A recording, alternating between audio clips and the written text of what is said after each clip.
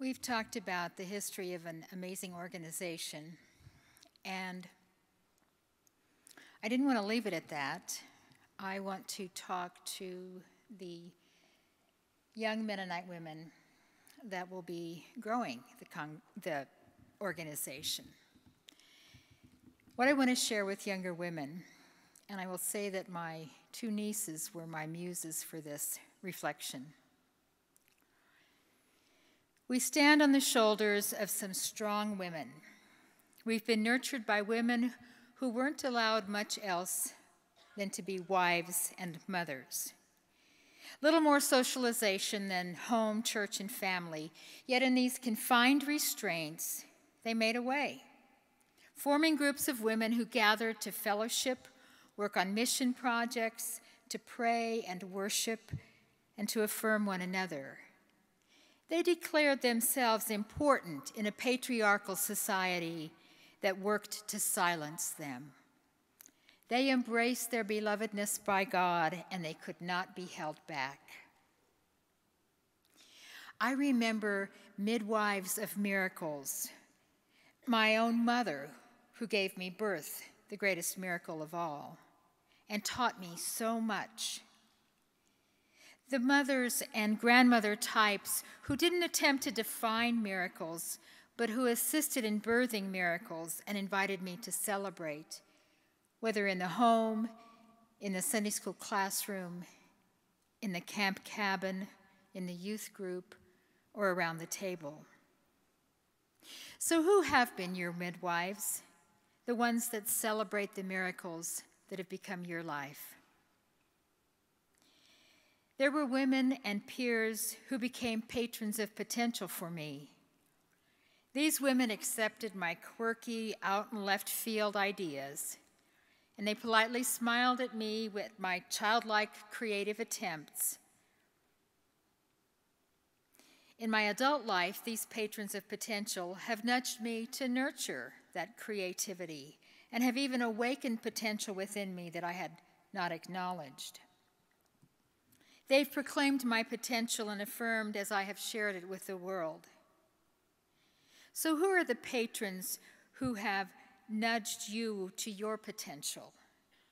Who will proclaim your potential? For as long as we live, we have potential. We live in a world of achievement. Bigger is best, where more is acclaimed, wealth is glorified. And that kind of achievement requires winners and losers, a battle for the fittest. I recall those angels of achievement who taught me to strive towards the best for the most. And sometimes that meant that things didn't go my way. I gave up or even lost so that more could be blessed, could win. These angels urged me to step up when fear would have me run the other direction. They also encouraged me to step back when determination would have me insist on my own way. In my achievements, these angels speak wisdom to my soul, hold humility and pride in balance. Who are the wise angels who guided you in your achievements? We all enjoy music. Music comes in many forms, and probably we all have our favorite genre. Music evokes a variety of emotion. As Mennonites, many enjoy four-part harmony. In fact, we've been known for harmonizing and singing a cappella. I've heard it said that the way that Mennonites pray is through music. Praying for one another is one of the greatest forms of compassion. I think of the choristers of compassion who have impacted my life, the women who have gathered with me in the hum of silence. In the absence of words, one can experience the power of presence, the power of a shoulder to lean on, arms to embrace, a hand to wipe tears.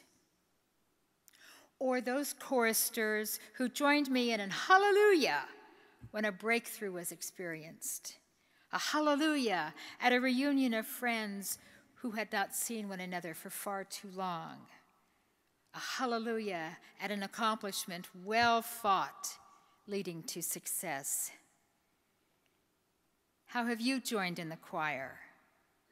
Who are the women who have sung with you in the ballad of your life? Many of the women to whom I have referred are Mennonite women, and there are women of other faiths who have impacted my life as well. As many as 100 years ago, women gathered in the name of Christ to birth miracles, to encourage potential, to applaud achievement, and to gather to be with one another. In those gatherings, they recognized needs and they responded. As women of faithfulness, they supported, learned, and passed it on. Our lives are finite, but God's need for faithful followers continues.